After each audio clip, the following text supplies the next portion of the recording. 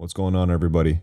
Celtics remain undefeated, the only undefeated team in the NBA, 5-0. They come away here with a 124-114 win against the Brooklyn Nets. A fun takeaway from the game tonight: Tatum is the youngest Celtic in history to score 10,000 points. The previous record was held by Antoine Walker. If you don't know who that is, look up some highlights, do some research. He was an original stretch four, 6'8", shooting 8 threes a game in the early 2000s. Shooting 8 threes a game, hitting the Steph Curry shimmy.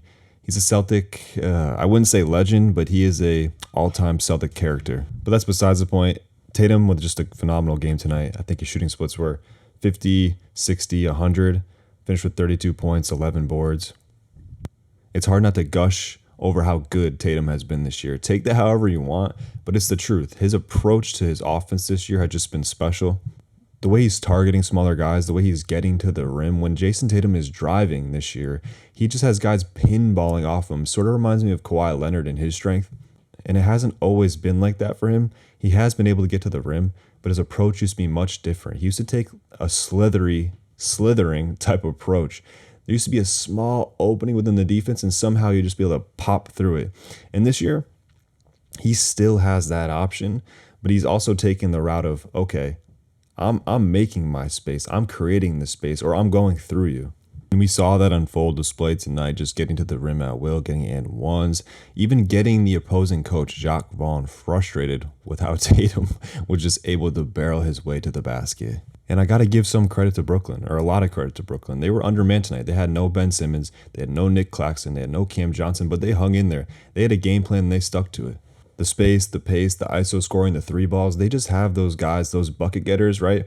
Who on any given night could drop 5 points or they could drop 30 between Cam Thomas, Spencer Dinwiddie, Lonnie Walker, and just surrounded by those wings, right? The main piece being Mikal Bridges and Dorian Finney-Smith and Royce O'Neal.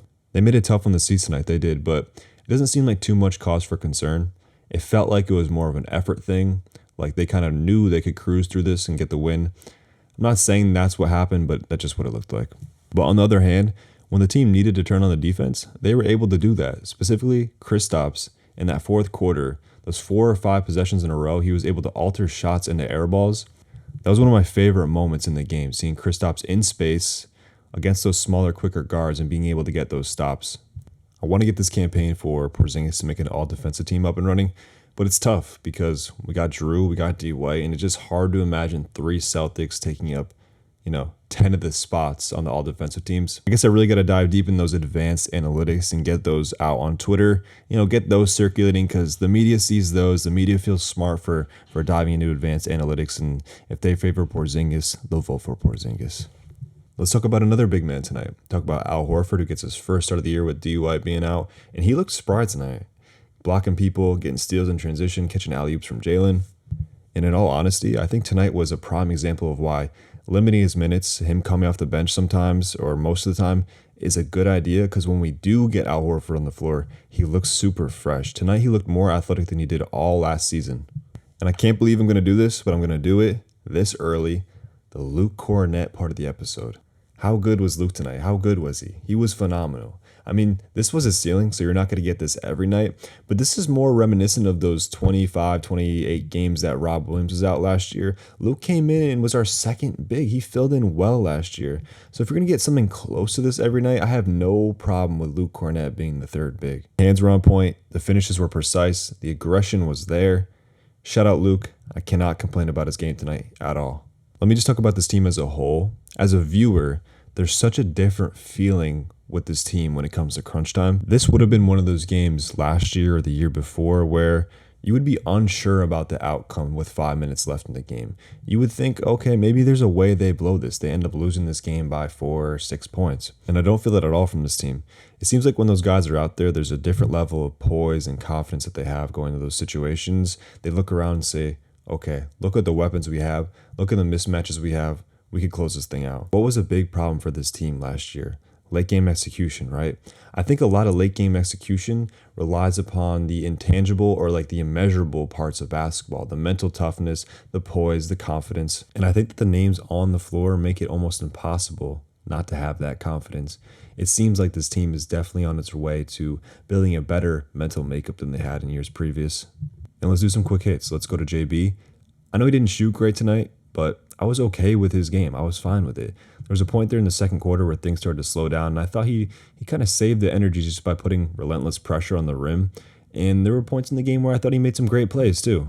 Hauser, he hit that big momentum three, got in the passing lanes, got that steal, got the dunk in transition, and didn't get exploited terribly on defense. I think that's all you could ask of from Hauser. O'Shea, man, O'Shea. He provided some good energy tonight, always crashes the boards on both ends. But I think if he's going to be a regular part of this rotation, he's got to provide more offense. And if he can't do that, I'm happy to try out Lamar Stevens. Stevens has been a guy who has started in this league on a quality Cavaliers team. I don't see why he can't provide 8th, 9th man minutes for us.